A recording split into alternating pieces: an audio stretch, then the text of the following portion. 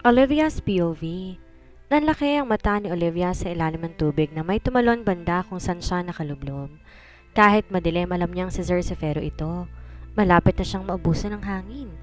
Nalaki ang mata niya na maramdamang tumama ang mukha niya sa gitnang bahagi ng hita nito.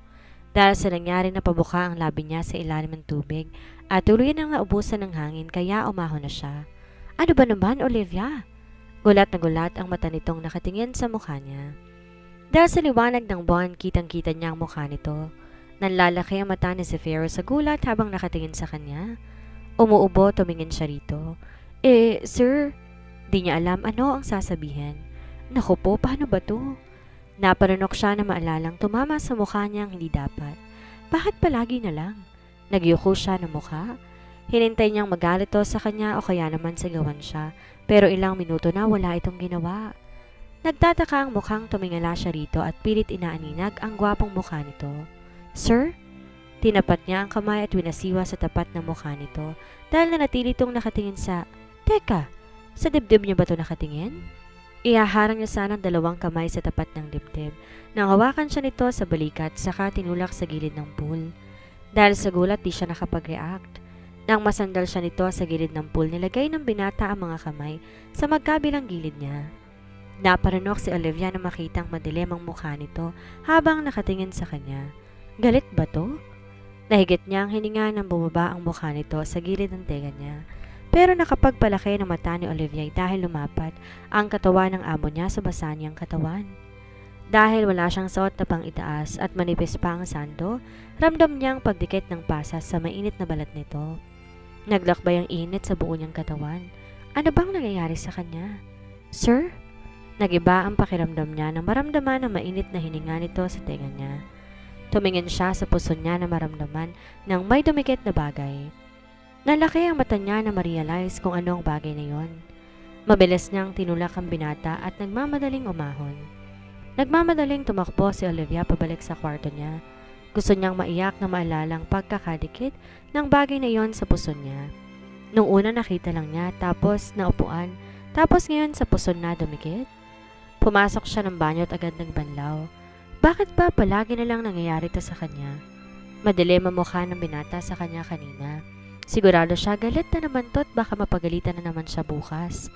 Kapag minamalas ka nga naman. Bakit naman kung kailan siya nag-swimming saka naman naisipan ni Zefero mag-swimming? Tiyak hindi na naman siya makakatulog nito dahil sa nangyari. Ang mainit itong hininga, ang mainit itong balat, ang pagtusok ng bagay na yon sa puso niya, lahat ng iyon, pabalik-balik sa utak niya. Magpupuyat na naman siya at ilang araw mawawala sa sarili. Kainis naman talaga eh, mahina niyang tili. Tama ngang hinala ni Olivia na hindi siya makakatulog. Bawat pikit ng mata na aalala niyang lahat ng mga bagay na yon. Huwag sana niyang makita ang binata. Di niya alam kung ano magiging reaksyon pag nakita niya ito. Mahina niyang kinutusan ang sariling noo. Sigurado yari na naman ako. Ngayon pa lang naaawa na siya sa sarili dahil tiyak, pagkagalitan na naman siya nito. Nagmamadali niyang inihanda ang pagkain ng amo niya at nagmamadali din siyang umalis para di maabutan nito. Natigil si Olivia sa paglalakad ng maalala. Nakita niya ang binata na nakatingin sa hinaharap niya. Tinitingnan siguro nito kung luma o pangit ang bra ko, tapos idagdag pa sa panalait sa akin. Mabuti na lang wala akong suot na bra. Pagkarating ni Olivia sa kusina, kumain na muna siya. Saka lang din siya nakaramdam ng antok. Pero dahil may gagawin pa, mamaya na lang siya matutulog pagkatapos ng mga gawain. Patagalid niyang ipinatong ang mukha sa mesa. Pumikit muna siya habang hinihintay matapos ang binatang kumain para makapagligpit siya. Di niya maiwasang isipin ang nangyari kagabi. Ano kayang sasabihin ng amo niya sa kanya kagabi? Nilapit kasi nito ang mukha sa tenga niya kaya malamang meron tong ibubulong sa kanya. Ano naman kaya yun? Tungkol saan? May iuutos kaya ito sa kanya kagabi? Maya-maya ay nagalit pala to sa pagtulak niya at dahil nagalit to baka lunurin siya nito sa pool. Napatayo si Olivia dahil sa naisip. Kung di naman kasi sa panunutok ng talong nito, hindi niya ito itutulak. Tsaka bakit kasi wala tong suot na brief habang lumalangoy? Ugali ba nitong ibalandrang malaking talong? Olivia! Ay, talong! Napatutop siya ng sariling bibig. May takot sa matang tumingin siya sa binata. Walang emosyon ang mukha nito habang nakatingin sa kanya. Lalo tuloy siyang nakaramdam ng kaba dahil baka nga galit to sa ginawa niya sa pagtulak dito. O baka nagalit to sa paggamit niya ng swimming pool. Lagot talaga sa kanya si Sed kapag nagkataon. Si Sed ang nagsabi sa kanya na po pwede siyang lumangoy doon, kaya't itong malalagot sa kanya oras na mapagalitan siya ng binata. Bakit po? May iutos po ba kayo, sir? Ang lakas ng kabog ng puso niya habang hinihintay ang sasabihin nito. Ilang beses siyang naparunok na makitang dumilim ang mukha ng binata habang nakatingin sa kanyang labi na nakaawang. Nakagat niya ang labi dahil sa kaba. Galit nga ito at siguradong sa tingin pa lang nito alam na niya. Humakbang siya paatras ng humakbang to papalapit sa kanya. Bawat hakbang nito'y natataranta siya. Baka kasi bigla siya nitong sakalin. Napakadilim naman kasi ng mukha nito. Teka, sir? Nataranta si Olivia nang wala na siyang maatrasan dahil pader na ang nasa likod. Sorry po kung natulak ko kayo kagabi. Kasalanan mo naman, sir, nanunukso ka kasi. Gusto niyang sabihin pero baka lalo lang tong magalit sa kanya. Mahirap na't baka matuluyan siya. Malayo na ang narating niya kaya hindi siya susuko. Nalaki ang mata ni Olivia nang hawakan ng kamay nito ang batok niya. Hinila siya papalapit dito. Halos bumagal ang paghangin niya nang binaba ng binata ang mukha at nilapit yon sa tenga niya. Ramdam niya mainit itong hininga at parang narinig pa ang pagsinghot nito sa balikat niya. O baka naman guni-guni lamang yon. Imposible namang amuyin siya ng binata, gayong alam niyang nandidirito sa katulad niyang hampas lupa. Yung tuwalya mo na iwan mo kagabi sa pool, paos na sabi nito sa kanya. Nakahinga siya na maayos, yun lang pala. Nilapit ni Olivia ang labi sa tenga ng binata at saka bumulong din. Okay po, kukunin ko po mamaya. Nagulat siya nang biglang lumayo sa kanyang amo niya. Nakaawang ang labi nito habang nakatingin sa kanya. Pansin din ang pamumula ng tenga nito kaya nag-aalalang tumingin siya rito. Sir, ayos ka lang po ba? Namumula kasi ang tenga mo. Nagtatakang sinundan niya to ng tingin nang walang salitang umalis ito sa harapan niya. Anong problema mo? Bakit nagmamadali itong umalis? Di siya nito pinagalitan o sinigawan. Napangiti siya. Hindi to galit sa kanya. Himala yata. Sa kabilang banda, bibili si Olivia ng mga bagong undies at bra. Yon ang plano niya kapag sumahod siya. Kailangan niya yon para di masabi ng amo niya na maski undies at bra, wala siyang pambili. Sa ugali ni Sir Zefiro, hindi malabong sabihin ito ang mga bagay na yon sa kanya. Pinagpag niyang lumang tuwalyang naiwan niya sa pool. Mabutit din naisipang itapon to ng amo niya. Ano kayang nakain ni Sir Zefiro? Bakit di siya nito pinagalitan at sinigawan? Nakakapagtaka talaga. Olivia ko. Ninirapan niya si Sed, nakakarating lang. Nakangiting nilapag nito ang gulay sa mesa. Bakit araw-araw ka maganda, Olivia? Lalo tuloy akong nahuhulog sa'yo. Hirit pa ni Sed. Alam mo, Sed, tigilan mo ako sa kabobola mo. Di ako tatablan yan, no? Pakli niya na tinawanan lang ng binata. Sinamaan niya to ng tingin na maalalang nangyari kagabi. Lumapit siya rito, mahinang nagsalita. Ang sabi mo sa akin, walang gumagamit ng swimming pool. Bakit ginamit ni Sir Zefiro kagabi? Muntik pa tuloy ako mapahamak. Bumakas ang gulat sa mukha ni Sed. Talaga? Ginamit ni Sir Zefiro ang pool? Napahalumbaba ang lalaki na tila nag-iisip. Matagal nang di nagagamit ang pool. Sigurado ako sa bagay na yun. Napakamot na lang siya sa pisngi. Pasensya ka na, Olivia, promise. Totoong sinasabi ko na hindi na nagagamit ang pool. Hindi naman kita ipapahamak. Aasawahin pa kita balang araw eh. Hampasin na kaya niya ng kaldero si Sed sa noo para matauhan. Maya-maya pa, umalis din si Sed dahil may gagawin daw ito kaya hindi na mahintay ang niluluto niya. Napatayo siya sa gulat na may makita na malaking kahon ang bumagsak sa harapan niya. Naparunok siya na makitang walang emosyong mukha ng amo niya. Teka, hindi kaya ngayon na siya nito papagalitan? Prepare yourself tomorrow. Sasama ka sa akin? Seryosong sabi nito bago naglakad papaalis. Nagsimulang pagpawisan ng noon niya. Saan sila pupunta? Saan siya dadalhin nito? Hindi kaya inipon lang nitong galit at tinis sa kanya dahil may balak talaga itong itapon siya sa ilog? Sir, wag po. Hindi pa siya po pwedeng pumanaw. Marami pa siyang mga bagay na dapat magawa. Marami pa siyang pangarap para sa pamilya niya. Huminto ang binata sa paghakbang at humarap sa kanya.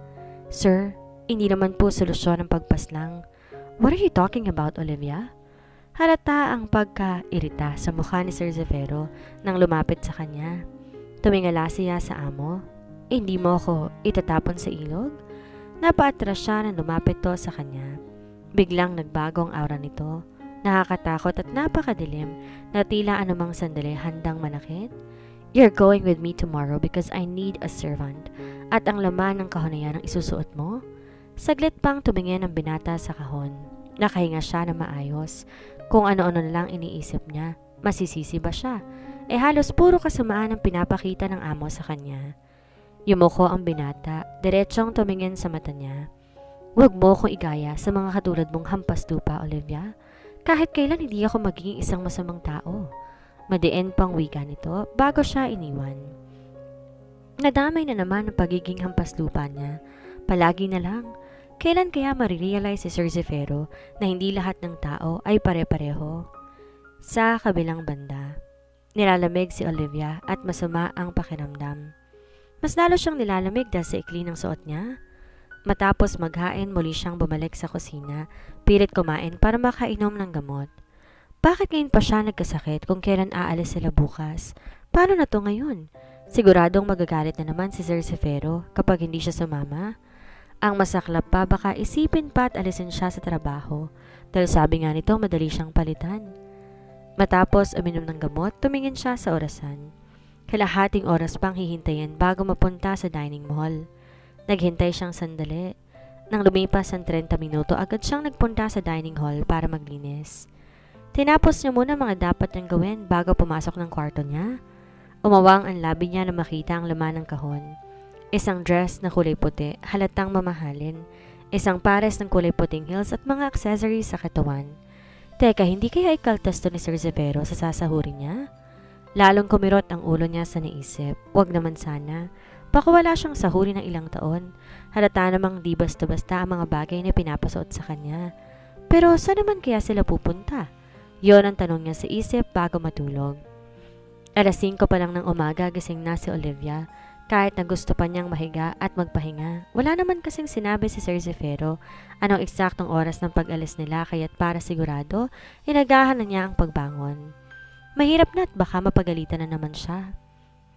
Matapos nang gawin lahat ng trabaho niya, naligo na siya at saka nagbihis.